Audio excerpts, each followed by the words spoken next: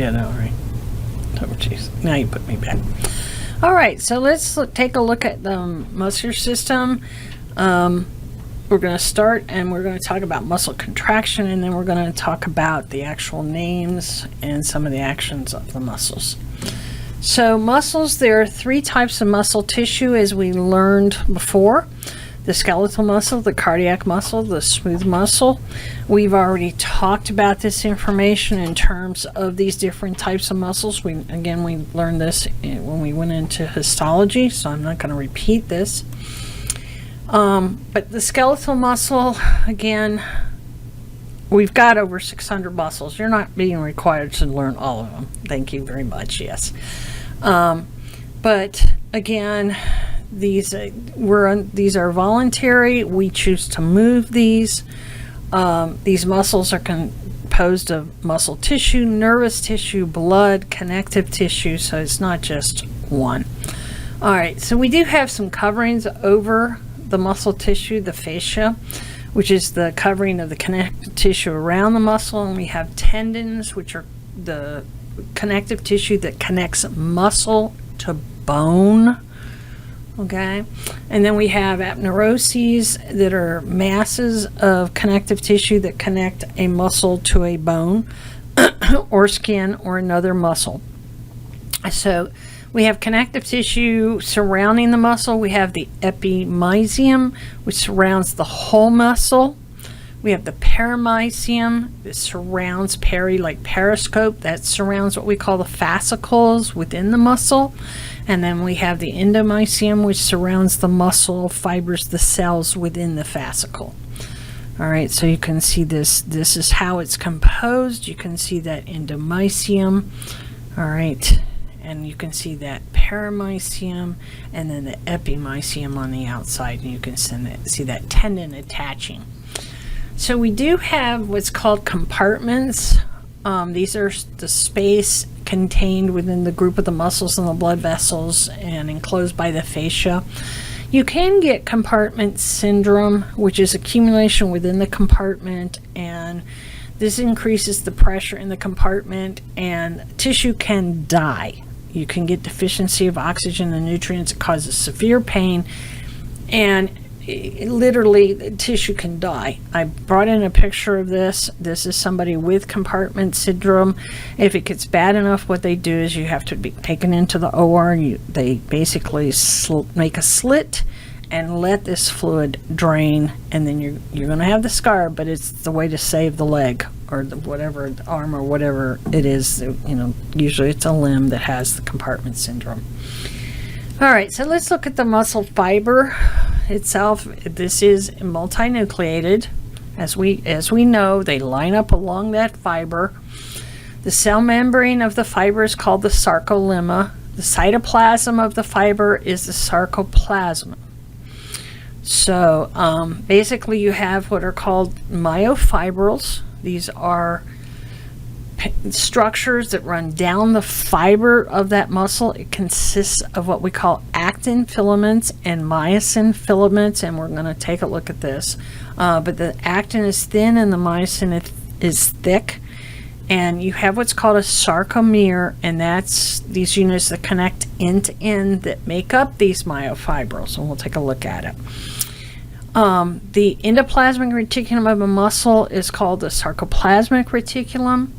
And this is where calcium is stored, and then you're going to have what's called transverse tubules that relay the electrical impulse to that sarcoplasmic reticulum.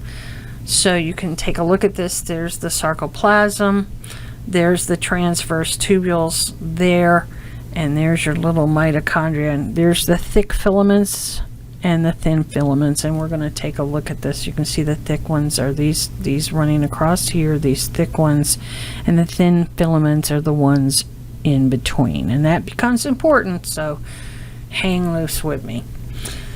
All right, so as we said, the myofibrils consist of sarcomeres that are connected end to end. The striations of the skeletal muscle are made up because of the arrangement of the myofilaments in these myofibrils. So the sarcomere consists of the structures, the I band, the A band, the H zone, the Z line or the Z disc, and the M line. So the I band is a light band. It is thin actin filaments. The A band is a dark band. It's the thick myosin filaments.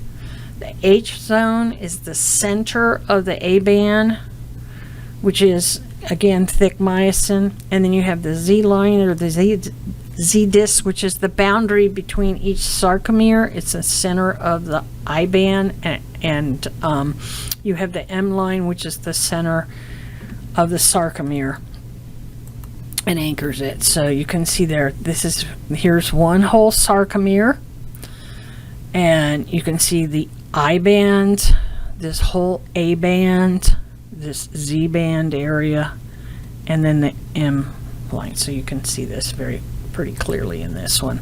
And here's just a little bit better picture of it actually taken, so you can see.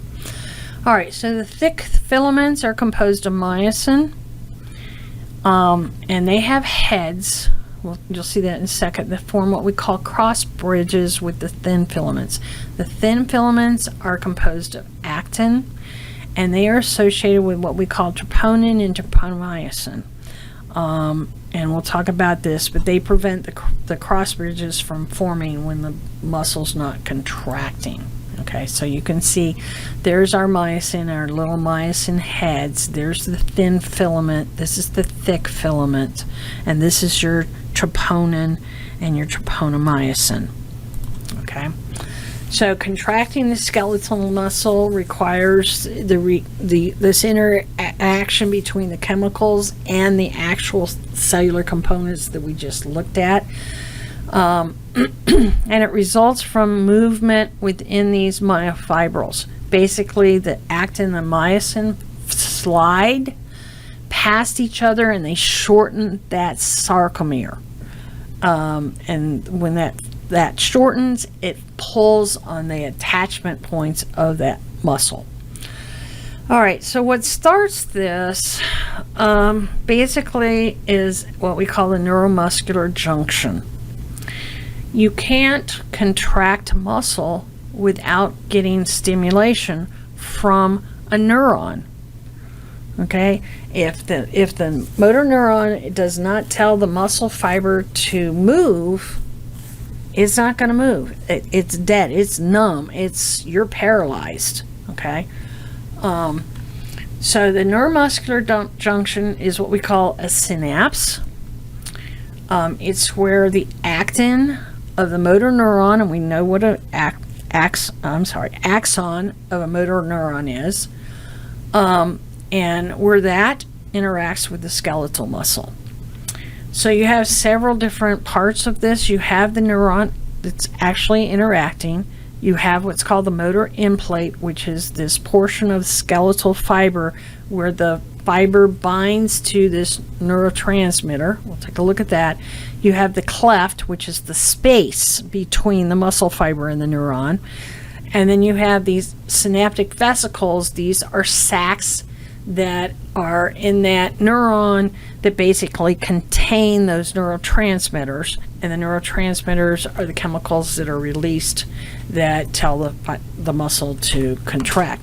So if we take a look at this is our axon of our neuron, and you can see it comes and it touches that muscle. And this is the neuromuscular junction right here where the two are touching. So in the neuron, you have these synaptic vesicles that have neurotransmitters in them, and the transmitter is usually acetylcholine. And basically, we'll talk about what happens, but basically when the electrical impulse comes down this axon, these neurotransmitters gets released, and they make it over to the muscle, and that causes the muscle to contract. So the neurotransmitter is acetylcholine, and basically, again, that impulse causes that acetylcholine to be released from those vesicles.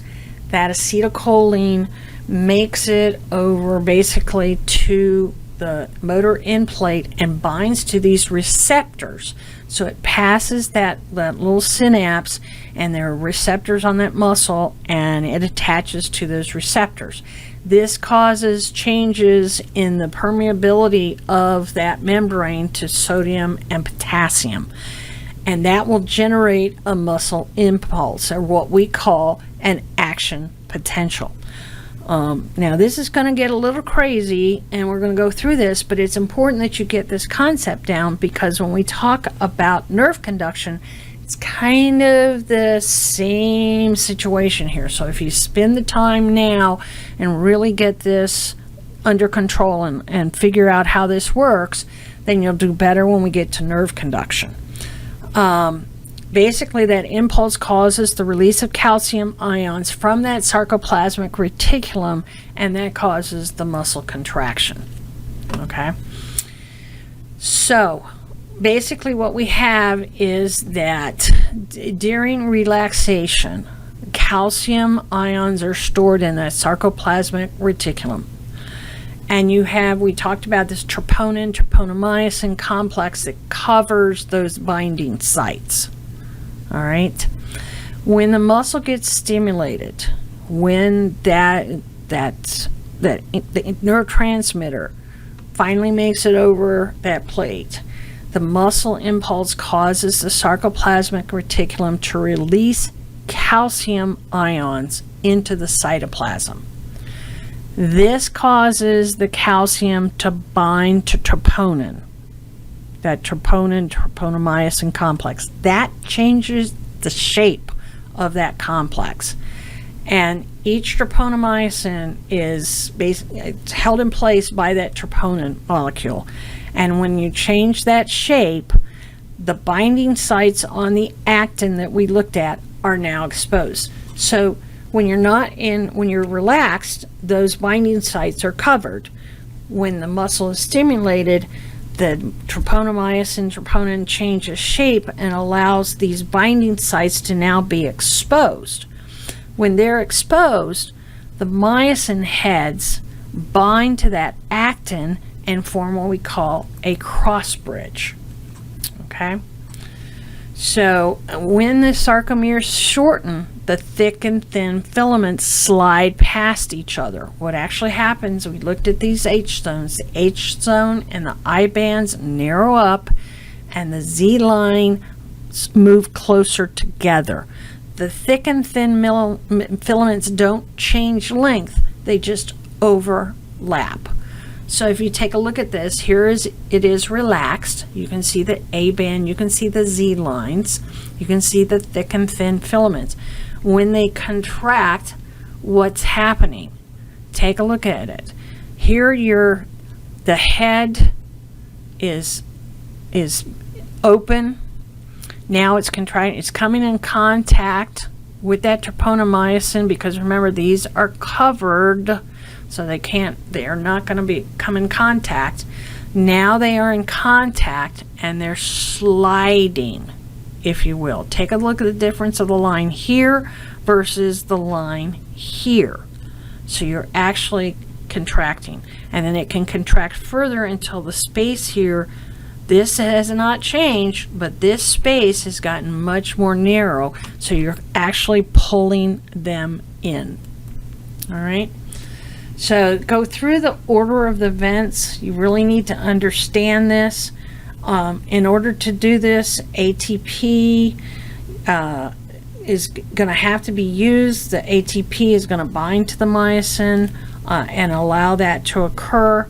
But basically, you're going to have to use some energy. And when everything is all done, it's going to go back to the original position. So you can look at this entire cycling where you're basically releasing that you're going from ADP and you're binding, and you're making the ATP and you're released. All right, so during relaxation, the muscle fiber, there's no more stimulation. What happens is that you want to get rid of that acetylcholine. The acetylcholine is that neurotransmitter, and when that stimulation stops, what you have to do is, very quickly get rid of that acetylcholine. So basically what will happen is we have an enzyme called acetylcholinesterase that is going to decompose that acetylcholine that's still in the synapse, and that makes sure that that muscle impulse stops. Okay, otherwise you go into tetany. So basically when that occurs, the stimulus to those membranes ceases, the calcium pump moves the calcium back into the sarcoplasmic reticulum, and the troponin-troponomyosin complex again covers those binding sites on the actin, and you don't have contraction. So the myosin and the actin binding are prevented and the fiber relaxes. Okay, so energy sources for that, we can use ATP. That's our first source, but we only store a small amount of that. There's not a huge energy store. We use creatine phosphate. This is the initial source of the energy to generate the ATP from the ADP plus the phosphate. And this can only fuel about 10 seconds of intensive muscle contraction. What we have to use for longer periods of muscle contraction is that infamous cellular respiration that we went through. So we're going to break down the glucose. We have a lot of glucose stores in the muscles. It's stored as glycogen in the muscles, and we have a pretty good store of glycogen in the muscles, so we can begin to use that cellular respiration that we looked at. All right, so when we look at, again, just to go through this, when we're in an anaerobic phase, we're going to use the citric acid cycle, the electron transport chain. That's going to produce the most ATP, and myoglobin stores any extra oxygen in the muscles. Myoglobin is a protein. If you get a steak and you look at the steak and you see that redness in the steak and people think it's bloody, no, that's the myoglobin. It's not blood. The blood's been drained. So the redness of that steak is due to myoglobin. Again, if you run out of oxygen, you're going to have to go to the anaerobic phase, and we already know that that's not going to be a good thing because we're going to produce lactic acid and we're going to get sore. Okay, so basically what happens is during rest or moderate exercise, your respiratory system, your cardiovascular system is going to supply with enough oxygen to support aerobic respiration. You're going to be pumping that oxygen around. You're going to be breathing deeply. You're going to be sending a lot of this O2 and to the muscles. The CO2 is going to be off-gassed, and you should be able to be fine. The problem is when you run into this oxygen deprivation.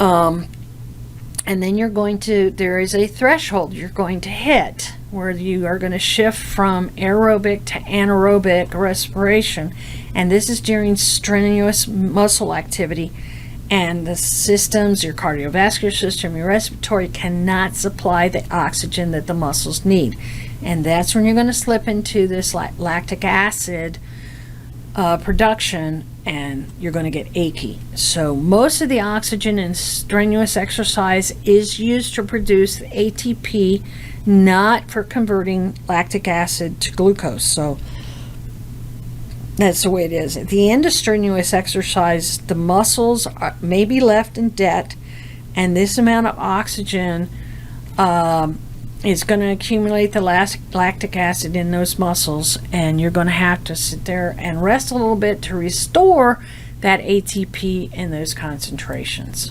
Okay, so then we can get into what we call muscle fatigue, and this is where we don't have the ability to contract our muscles.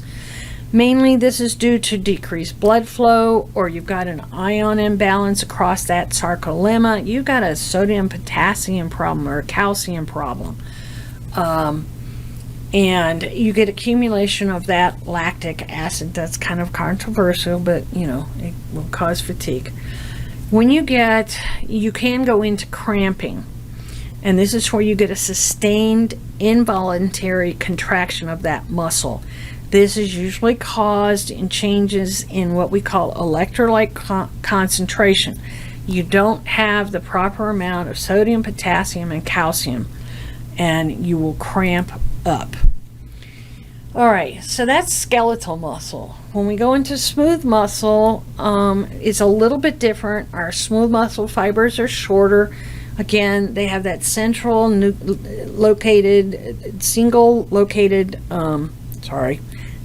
centrally located nucleus. You have these elongated fibers. We don't have the striations. We do not have the transverse tubules. The sarcoplasmic reticulum is not well developed, so it's a little bit different. So it does resemble skeletal muscle contraction in the fact that you do have interaction between actin and myosin. You're going to use calcium and ATP. They are triggered by these membrane impulses, but instead of troponin, smooth muscles uses calmodulin. And you have two neurotransmitters that affect the smooth muscle, acetylcholine and norepinephrine.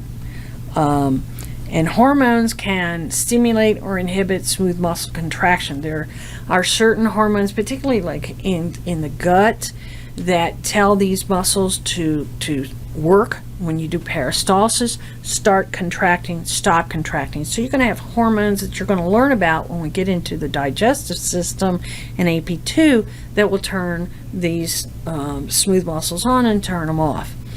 So the smooth muscle is much slower to contract, much slower to relax, more resistant to fatigue, and so it works a little longer. And the last is the cardiac muscle, which is located in the heart. These are, again, striated muscles. The difference is they have intercalated discs, and the intercalated discs allow that electrical impulse to very quickly go through that cardiac muscle so that heart can contract together. You have a network of fibers that contract as a unit called an syncytium.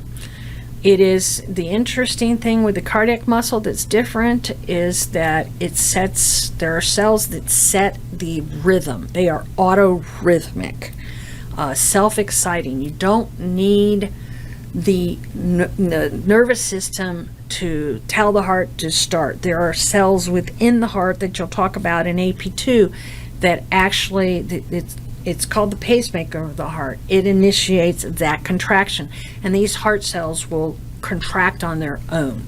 It has a longer refractory period, which means a recovery period. We don't want our heart to go into tetanus. We want it to constantly be beating. Okay? So skeletal muscles will generate many different types of body movements, and we'll talk about this, but the action of the muscle depends on the type of joint that it's associated with and the way the muscle is attached on both sides of that joint.